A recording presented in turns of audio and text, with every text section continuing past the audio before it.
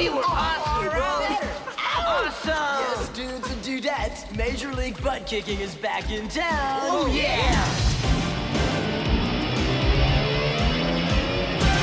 Heroes on a Half Shell, the Teenage Mutant Ninja Turtles. The dynamic team of wacky, crime-fighting mutant teenagers that took the world by storm with their wisecracking attitude and their love for pizza.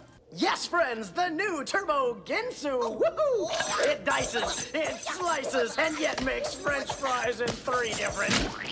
Whoop. It's interesting looking back on this movie 30 years later, a film that's become so iconic to an entire generation of fans. This was actually the first movie that I ever stood in line for, and I'm talking a line that wrapped around the theater. I didn't know that that was a thing before this movie, and I'm not talking opening night or opening weekend. Like, this was a few weeks into the run. The theaters were not prepared for the popularity of this film. Of all the cartoons that held such immense popularity in the late 80s and early 90s, it's really difficult to find one that resounded with us as much as the Ninja Turtles. Sure, arguments could be made that He-Man or Transformers were either longer lasting or became bigger commercial successes, but unlike the Goliath Transformers or the Herculean He-Man, the Mutant Turtles somehow became more human. That was us. Aside from their martial arts prowess, they don't really have any powers to speak of. They can get hurt. They're often overpowered by their mutant adversaries or the legions of robots that they're fighting week after week. But their good-natured approach to fighting evil and their light-hearted attitude while facing overwhelming odds is definitely what kept us coming back over and over again. In this video, I will be focusing in on the movie franchise from the 1990s. Now, for those of you today, you probably don't think much about this movie in ways of it being controversial, but there was a lot about it that was really upsetting to parents at the time. The graphic violence, the darker undertones, and the, use of the D word. Yeah. Raphael swears a little bit in the movie. Damn! This actually caused a lot of backlash from the enraged parents of the young, impressionable Ninja Turtle fans. They did keep a lot of lightheartedness and the humor from the characters from the cartoon series, but they definitely took a darker approach with how they executed that in the film. It being set in a crime wave in New York in the late 1980s, this film took a decidedly darker direction than the cartoon that we were all used to at the time. This darker tone wouldn't be matched in future films or really in any other Ninja Turtle project that I've seen since, which is one of the many things that really set this film apart. It took me years to put my finger on what touched me so thoroughly about this film that didn't really happen in the subsequent films. Sure, Part 2 was a lot of fun, watching the Ninja Turtles fight a reinvigorated Foot Clan that somehow had more members than it did in the first movie, fighting the 2 giant monsters that they fight in the movie, and also the fun little cameo by Vanilla Ice. We actually liked that at the time, believe it or not. It was a different time. But going back to the first film, there is a recurring theme that germinates from the inception of the Foot Clan and then branches out throughout the rest of the film. Unlike the mindless ninja robot army from the cartoons, these were flesh and blood. They were humans. Not just that, they were teenagers. Misfits, orphans, vagabonds, these were kids that felt like they didn't really belong in the society of the city that they lived in. And the Shredder preyed upon that.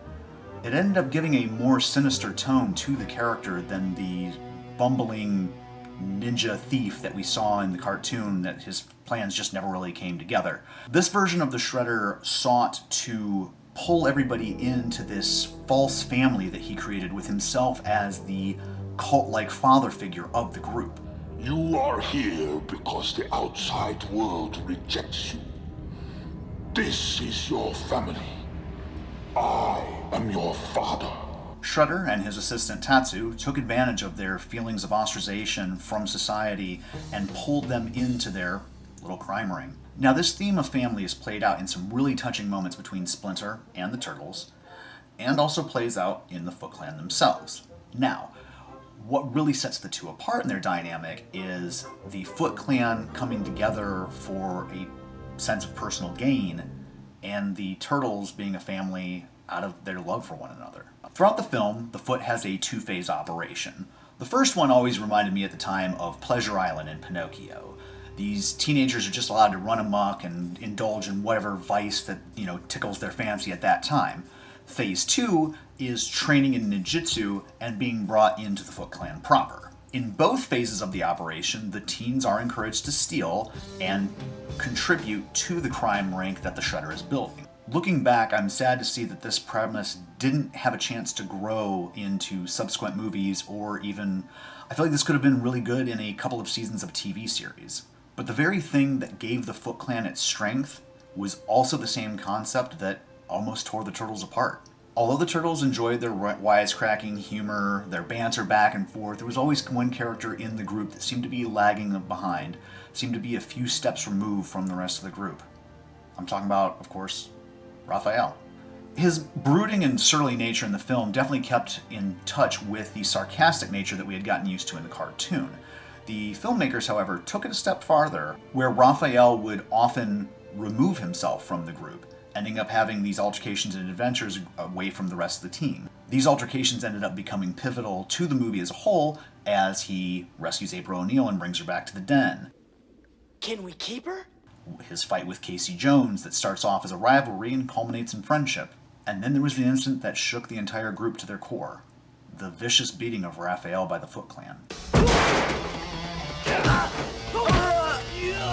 At this moment in the film, this fight of Raphael's, alone, facing overwhelming odds from the Foot Clan, that left him in a coma and resounded with so many of us in ways that we couldn't quite articulate at the time, it really drove home what is a surprisingly bold theme from a comedic action movie geared for children, which is isolation. Whether we're looking at Danny, who's the misfit teen that we follow throughout the course of the story, April O'Neil in her crusade to unveil this crime ring, and also to get a complacent and indifferent police department to get involved. The most disturbing silence is that coming from City Hall. To the Turtles themselves, who protect a city that they have to hide from and not interact with. Teenage years are tough. Our bodies are going through all these different changes, there's all these chemicals going on, we've got all these crazy feelings, we're in this sort of wasteland between a childhood and adulthood where we don't feel like we really belong to either. And in that limbo, we find things to gravitate towards, whether it's hobbies, music, games, fashion, or any number of other outlets. But those years can leave us feeling terribly, terribly isolated. You are unique among your brothers, for you choose to face this enemy alone. And the climax of this was found in the falling of the most isolated member of a group that was already misfits to begin with, that was punctuated by this moment. I will. Good. Great. Go ahead. We don't need ya. And culminated in this. Listen, Raph. About what I said before.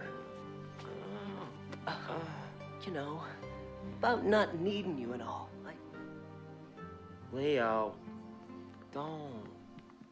oh, boy, we missed you. I'm not ashamed to say it. This scene brought tears to my eyes. Leonardo, the de facto leader of the team, felt such immense regret for his parting words with Raphael, and Raphael's facing the Foot Clan alone, that he stayed by him day after day, just waiting for the moment that his brother would show some signs of life and maybe wake up again. The following series of vignettes with these beautiful images and inserts being narrated by April O'Neil as she walks through how each one of the characters is dealing with their grief of losing both Master Splinter and Raphael. It's something touching. It was patient and intimate, and one, not something I see in action films in general, but two, definitely not something I saw in the later films of the Ninja Turtle franchise. It's something that we just don't seem to make a lot of time for in fast-paced action adventures. Now, this isn't to say the other films were bad. Like I said, I had a lot of fun with Part 2. If I was gonna rewatch Part 3, it would mainly be for moments like this. Just like you saw on TV. Remember? Iba Kuribaka. Hey, good. All right. 야, 호깨다. 호깨의 것도가 딱히.